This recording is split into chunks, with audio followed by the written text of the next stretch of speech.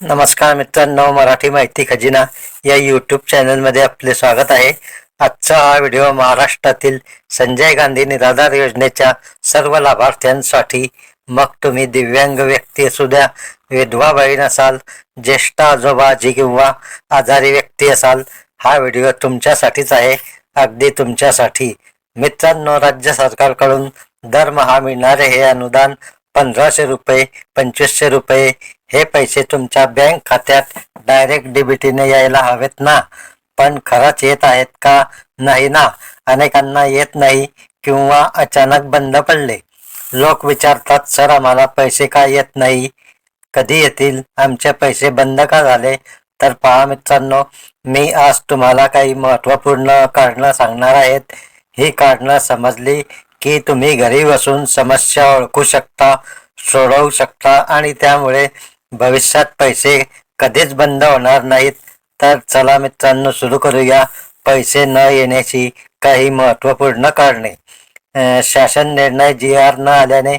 मित्रांनो, नवीन शासन निर्णय नसल्यास पैसे थांबतात. उदाहरणार्थ 2026 मध्ये नवीन GR यायचा आहे, पण उशीर झाला तर त्यामुळे जानेवारीचे पैसे आले नाही. आता त्यावर उपाय, जिल्हा समाज कल्याण कार्यालयात जा किंवा महाडीबीटी ॲप चेक करू शकता. दुसरं, तांत्रिक अडचण, पोर्टल क्रॅश झालं, सर्व्हर डाऊन झाला तर 2-3 दिवस वाट बघावी लागते. त्यासाठी हेल्पलाईन नंबर आहे 1800-120-8040 वर तुम्ही कॉल करू शकता.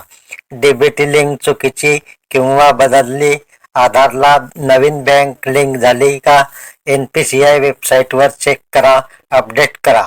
तहसील कार्यालयात जाऊन KYC न केल्याने वर्षाला एकदा आधार रेशन कार्ड घेऊन तहसीलात जा. KYC न केल्यास पैसे थांबतील. दिव्यांग डेटा अपलोड बाकी. मंत्रालय सांगतं पोर्टलला अपडेट सुरू आहे, UDID कार्ड अपलोड करा, मग पैसे येतील. आचारसंहिता किंवा निवडणुकीमुळे प्रजासत्ताक दिनासारख्या काळात पैसे लेट होतात.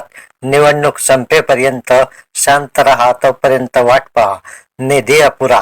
वित्त विभागाकडून कमी निधी, काहींना वगळलं जातं.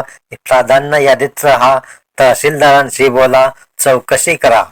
पोर्टल निष्क्रिय. डीबीटी पोर्टल डाऊन असतं, नोटिफिकेशन चेक करा, 24 तासात ठीक होईल.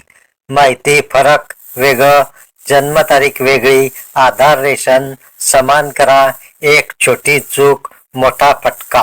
बँक KYC न केल्याने बँकेत वर्षातून एकदा फॉर्म भरा, नाही तर खाते ब्लॉक केले जाऊ शकते. खाते इनॲक्टिव्ह. 12 महिने खात्यात कोणताच व्यवहार झाला नसेल तर छोटे 100 रुपये ट्रान्सफर करून खाते ॲक्टिव्ह करून घ्या. कुटुंब उत्पन्न जास्त असेल तर 21,000 पेक्षा जास्त दाखल झालं, तलाठीकडून योग्य दाखला घ्या. दिव्यांगांसाठी 50,000चा नियम चेक करून घ्या.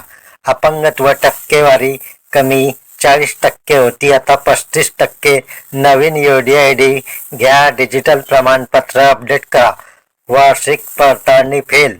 तहसील कलेक्टरात जाऊन सर्व कागद घेऊन जा, बाद होऊ देऊ नका. स्थलांतर अडचण.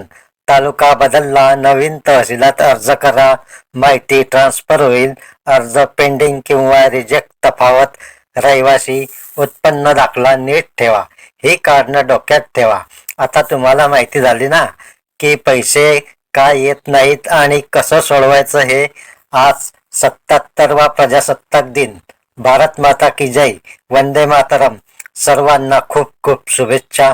कॉमेंटमध्ये सांगा तुम्हाला कोणते कारण लागू होतं. यापैकी व्हिडिओ आवडला असेल तर लाईक करा, सबस्क्राईब करा, बेल आयकॉन दाबा. संजय गांधी योजनेच्या सर्व लाभार्थ्यांना शेअर करा, व्हॉट्सॲप ग्रुपमध्ये पाठवा. पुढील व्हिडिओत भेटूया नवीन अपडेट्ससह. धन्यवाद. जय हिंद, जय महाराष्ट्र.